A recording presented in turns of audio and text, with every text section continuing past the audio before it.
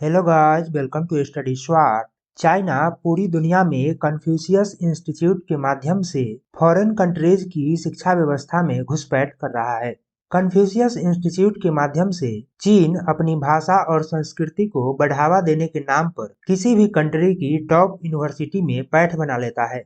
पूरी दुनिया में कन्फ्यूशियस इंस्टीट्यूट को लेकर सावधान किया जा रहा है और ब्रिटेन में कन्फ्यूशियस इंस्टीट्यूट चुनावी मुद्दा भी बन गया है। तो आज हम लोग डिस्कस करेंगे कि कन्फ्यूशियस इंस्टीट्यूट क्या है, इसको लेकर इतना विवाद क्यों बढ़ गया है और चाइना किस तरह इस इंस्टीट्यूट के माध्यम से अपना प्रभाव बढ़ाने की कोशिश कर रहा है। इससे पहले आपसे एक प्रश्न है कि मिडनाइट चिल्ड्रेन किताब के लेखक कौन है? तस्लीमा नसरीन, सलमान रुश्दी, वीएस नायपाल, अरुंधति रॉय?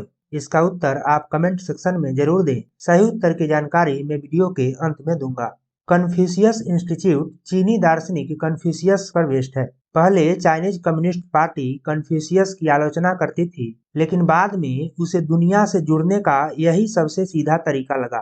कन्फ्यूशियस पूरी दुनिया में जाना पहचाना नाम है, इसलिए चाइना को लगा कि उनका ब्रांड इमेज के तौर पर इस्तेमाल किया जा सकता है और इस तरह कन्फ्यूशियस इंस्टीट्यूट की शुरुआत हुई। कन्फ्यूशियस इंस्टीट्यूट को डायरेक्ट चाइनीज सरकार फंड करती है और इस फंडिंग के आधार पर ये दूसरे देशों के कॉलेज या यूनिवर्सिटी को संपर्क करते हैं और वहां पर चाइनीज लैंग्वेज या चाइनीज कल्चर सिखाने की बात करते हैं। इसके लिए इन्हें चाइना की एजुकेशन मिनिस्ट्री से काफी पैसा मिलता है। यूनिवर्सिटी से संपर्क करने के बाद ये धीरे धीरे यूनिवर्सिटी की पढ़ाई लिखाई में सीधा दखल देने लगते हैं। चाइना पूरी दुनिया भर में सैकड़ों कन्फ्यूशियस इंस्टीट्यूट के माध्यम से चाइनीज लैंग्वेज सिखाने पर बिलियंस ऑफ डॉलर्स खर्च कर देता है। पहला इंस्टीट्यूट साउथ कोरिया में 2004 में खुला। इसके बाद से दुनिया के डेवलप कंट्रीज, खासकर यूरोप में बड़ी संख्या में कन्फ्यूशियस इंस्टीट्यूट खोला गया। कन्फ्यूशियस इंस्टीट्यूट को चाइनीज सरकारी एजेंसी हनवन ऑपरेट करती है। ऐसे कई उदाहरण हैं जब कन्फ्यूशियस इंस्टीट्यूट के अधिकारियों ने यूनिवर्सिटी के नियमों को प्रभावित करने की कोशिश की। 2008 में इजराइल के तेल अवीव यूनिवर्सिटी ने Chinese spiritual practice Falun gong पर एक आर्ट एग्जीबिशन को चाइनीज प्रेशर के कारण बंद कर दिया। 2009 में अमेरिका के नॉर्थ कैरोलिना स्टेट यूनिवर्सिटी ने दलाई लामा के विजिट को कैंसिल कर दिया था। दलाई लामा के विजिट को लेकर कन्फ्यूशियस इंस्टीट्यूट के डायरेक्टर ने कहा कि इससे चाइना के साथ विकसित हो रहे संबंधों को नुकसान हो सकता है।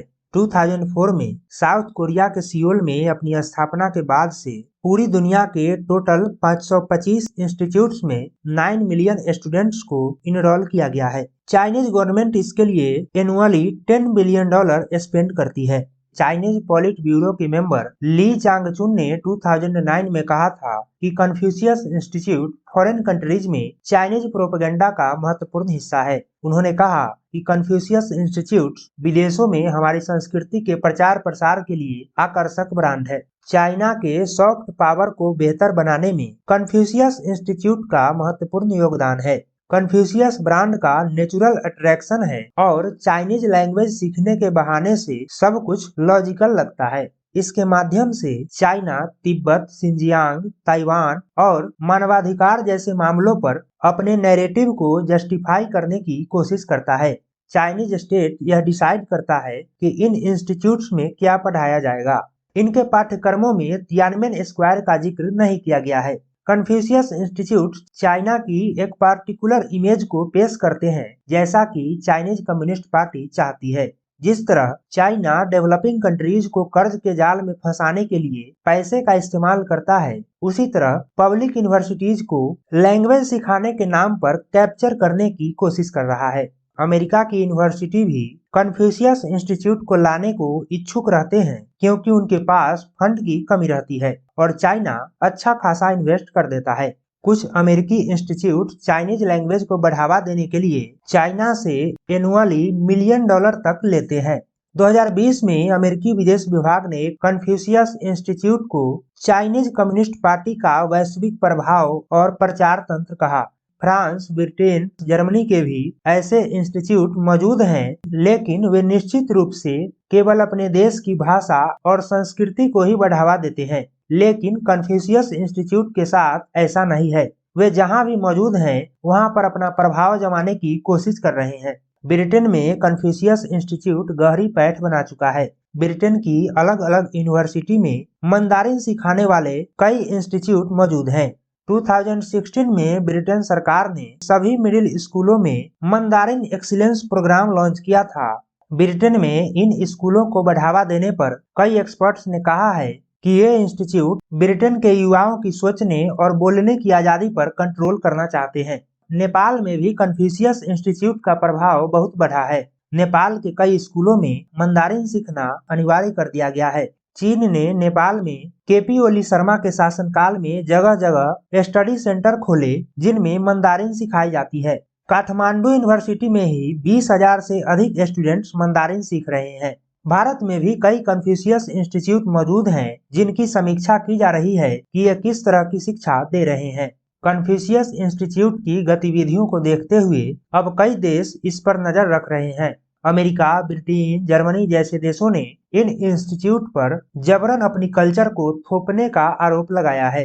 कनाडा ने 2013 में ही अपने देश में कन्फ्यूशियस इंस्टीट्यूट को बंद कर दिया था। ऑस्ट्रेलिया ने भी कन्फ्यूशियस इंस्टीट्यूट की जांच और आरोपों के सही पाए जाने पर उन्हें बंद करने का आदेश दिया है। ब्रिटेन के पीएम पद के उम्मीदवार ऋषि सुनक ने यह मुद्दा उठाते हुए कहा है कि अगर वे पीएम बनते हैं तो ब्रिटेन के सभी चाइनीज इंस्टीट्यूट को बंद करवा देंगे। तो वीडियो की शुरुआत में मैंने एक प्रश्न पूछा था कि मिडनाइट चिल्ड्रन किताब के लेखक कौन है। तो सलमान रुश्दी मिडनाइट चिल्ड्रन किताब के लेखक हैं। तो ये है इस वीडियो का एंड। आशा करते हैं आप सभी को वीडियो अच्छा लगा होगा। वीडियो को लाइक करें, शेयर करें और हमारे चैनल स्टडी स्वाट को सब्सक्राइब करें। Thanks to all of you.